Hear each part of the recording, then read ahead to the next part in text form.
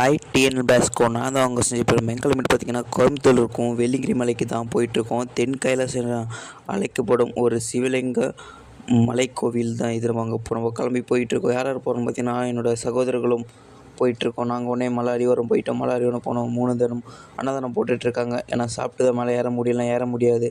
நீங்களும் 3 நேரமும் அன்னதானம் இங்கே ஃப்ரீ தான். மறக்காமல் சாப்பிட்டு போங்க.